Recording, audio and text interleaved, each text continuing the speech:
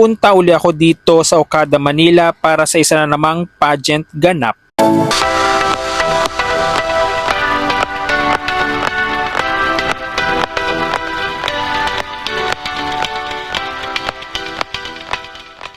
Okada, Manila again para naman sa Mr. and Miss Chinatown Philippines Preliminary Competition for 2025. Tapos may pa-dinner event din dito kaya dapat formal daw. So meron ako dito. Ayan. Suotin ko mamaya.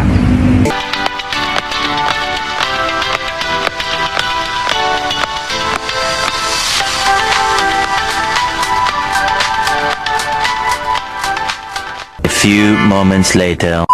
Ayan, nakapag-toilet na ako. Hilamos. Kasi ito na, sinuot ko na yung aking coat. Sa level 3 tayo sa Golden Ballroom ng Okada, Manila. Level 3 sa Golden Ballroom.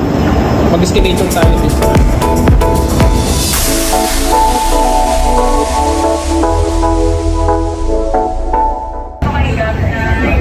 Dito na ako. Nagpeto ng registration.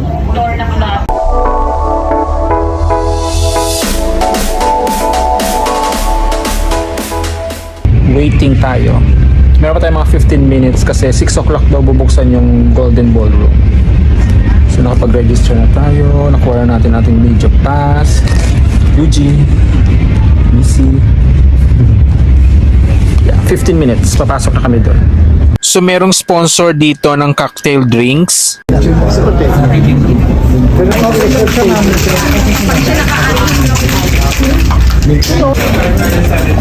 So ito to try ko, ube mai tai.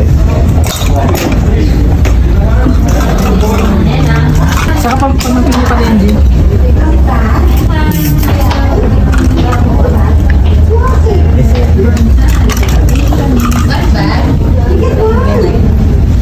May non-alcoholic. Perfect.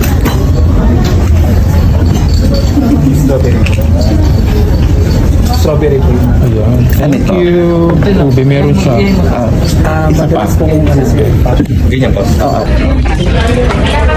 So ito na ang ube mai tai. Ay, sarap. May alcohol siyang kasama. Sarap. A few moments later. Masok na ako. So ito yung event, sa dinner event. Tignan natin ang kanilang menu for tonight's dinner. Kabibili lang ito. Paolo, kabibili lang. Yung menu namin, appetizer, Caesar salad. Main course is miso glazed salmon. And dessert, coffee caramel toast.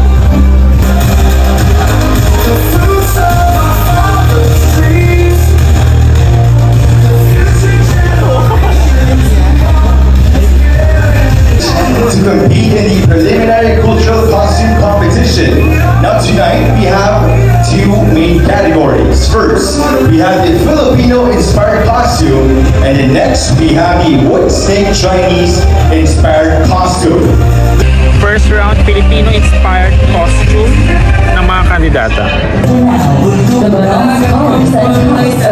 Isa-isa na nga ang prinisenta ng mga kandidato at kandidata ng Mr. and Miss Chinatown Philippines 2025 ang kanilang mga Filipino-inspired national costumes. Sinerve na ang aming mga pagkain. Unang dumating ang aming starters na Caesar salad. Next, ang main course. Ito na yung main course namin, yung salmon.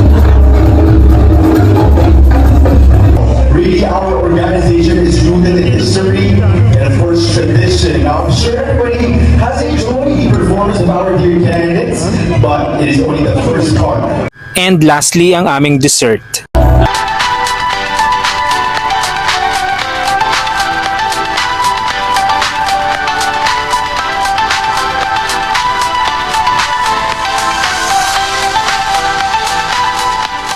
Bago magpatuloy ang ikalawang segment ng competition ay nagkaroon muna ng fashion show.